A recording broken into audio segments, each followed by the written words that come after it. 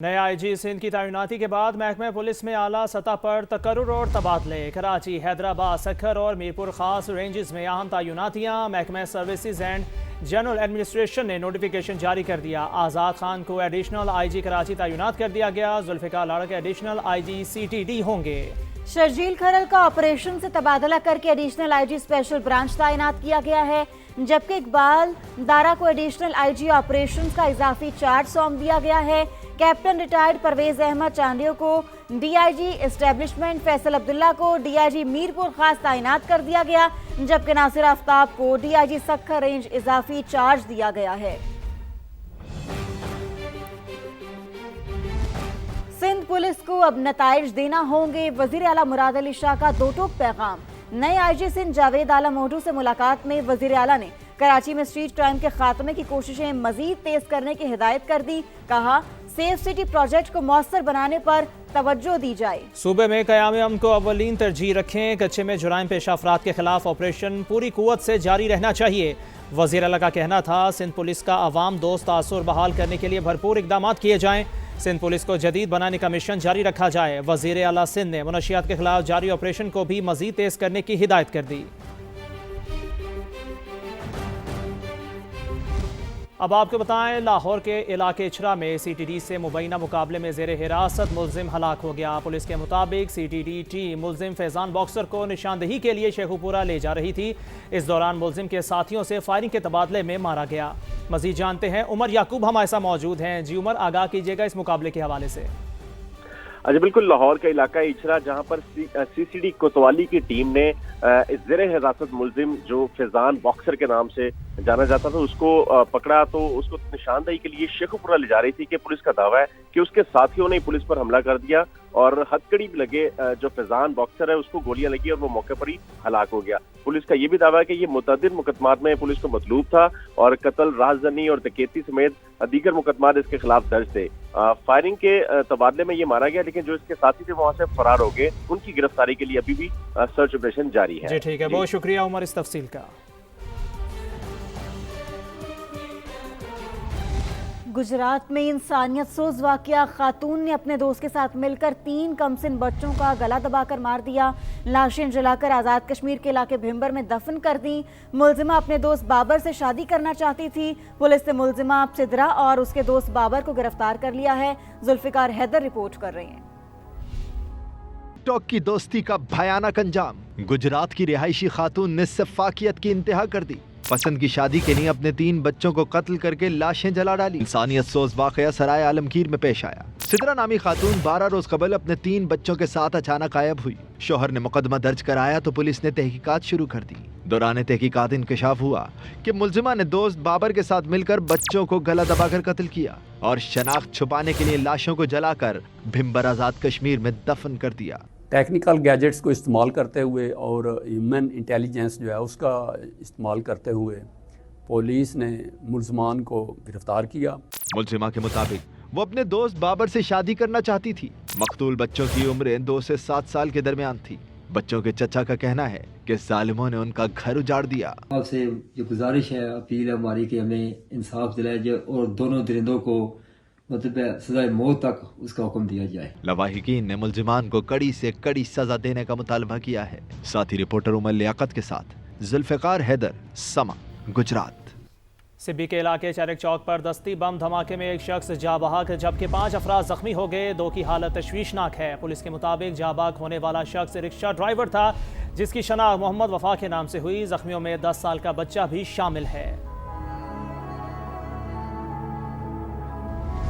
اب آپ کو بتائیں کہ بیرونی ہاتھ بلوچستان کو غیر مستحکم کر رہا ہے۔ آئی جی بلوچستان پولیس محمد طاہر کا کوئٹہ کے انسدادی دہشت گرد اسکول میں 19ویں بیچ کی پاسنگ آؤٹ تقریب سے خطاب۔ کہا، دہشت گردوں نے مختلف ہتھ کنڈوں سے عالمی سطح پر امن اور پاکستان کو نقصان پہنچایا۔ چند افراد نے معصوم شہریوں کو ورغلا کر اپنے مفاد کے لیے استعمال کیا۔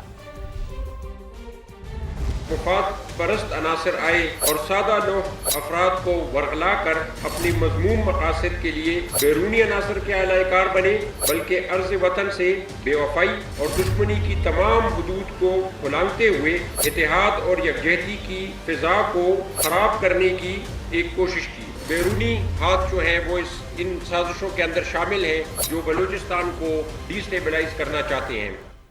مذاکرات تبھی آگے بڑھیں گے جب نواز شریف، آصف علی زرداری اور بانی پی ٹی آئی بات کریں گے۔ دیگر رہنماؤں کے گفتگو کرنے سے بات آگے نہیں بڑھے گی۔ اسٹیبلشمنٹ اور دیگر اداروں کی تائید بھی حاصل ہونی چاہیے۔ مشیر وزیر اعظم رانا ثناء اللہ کی پروگرام ندیم ملک لائف میں گفتگو۔ کہا 26 دسمبر کو احتجاج کی منصوبہ بندی کی وجہ سے بانی سے پارٹی رہنماؤں کی ملاقات نہیں ہونے دی۔ ہمارے جو ہے وہ مذاکرات کرنے سے جو ہے وہ مذاکرات جن کی طرف آپ اشارہ کر رہے ہیں یا وہ گفتگو جو آپ کا مقصد ہے وہ ہو سکتی ہے؟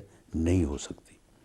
وہ تبھی ہوگی کہ جب میاں نواز شریف چاہیں گے، عمران خان صاحب چاہیں گے، پیپلز پارٹی سے زرداری صاحب چاہیں گے۔ یہ صحیح ہے۔ اسٹیبلشمنٹ تو جیل میں کیا، وہ یہاں پہ بھی جو ہے وہ on the other side of the table وہ تو نہیں بیٹھ سکتی۔ جب یہ بات ہو تو ان میں ایک رول یا ایک اعتماد جو ہے ان کا بھی ہونا چاہیے، بلکہ دوسرے ادارے جو ہیں ان کا بھی ہونا چاہیے۔ جو ان کی پلاننگ، جو ان کی گفتگو تھی وہ یہ تھی کہ 26 نومبر 2025 جو ہے اسے 26 نومبر 2024 کی یاد میں اس سے زیادہ جو ہے وہ ہم نے پر احتجاج جو ہے وہ بنانا ہے۔ وہ ساری پلاننگ، ساری ٹریننگ، ساری منصوبہ بندی جو ہے وہ خان صاحب نے کرنی تھی اور انہی ملاقاتوں کے ذریعے سے کرنی تھی۔ اس لیے آپ نے ملاقاتیں روک دی؟ جی بالکل۔ پھر تو 8 فروری کو عمران نے دوبارہ احتجاج کرنا ہے، پھر آپ 8 فروری تک دوبارہ ملاقات نہیں؟ تو پھر کیا ملاقاتیں ہو رہی ہیں؟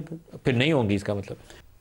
آپریشن سندور میں ماتھے پر کلنک لگوانے کے بعد بھارت آہستہ آہستہ لائن پر آنے لگا۔ پاکستان کے ساتھ سفارتی طریقے سے ایٹمی تنصیبات کی فہرستوں کا تبادلہ کیا۔ پاکستان نے لگے ہاتھ خبردار کر دیا کہ سنتاس معاہدے پر ذرا بھی اونچ نیچ نہ ہونے پائے، عمل درآمد یقینی بنایا جائے۔ افغان طالبان رجیم پر ایک بار پھر واضح کر دیا کہ سرحد پر دہشت گردی نہیں ہونی چاہیے۔ پاکستان اور بھارت کے درمیان ایک اور اہم پیش رفت، دونوں ممالک کے درمیان جوہری فہرستوں کا تبادلہ۔ نئے سال کے آغاز پر پاکستان اور بھارت کے درمیان قیدیوں کی فہرستوں کا تبادلہ بھی ہوا۔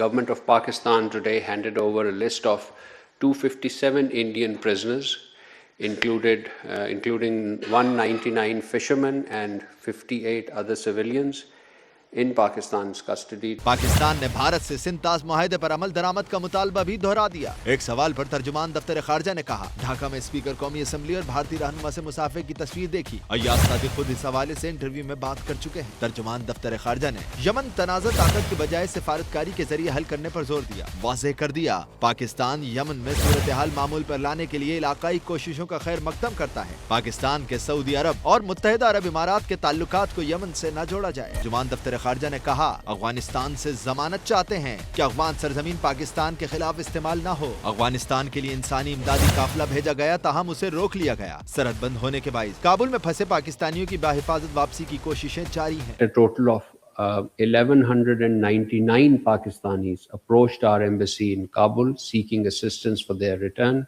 These include 549 students and 402 individuals, including those with the families. And out of those, as I said, 15 students and 291 individuals have already returned to Pakistan by air.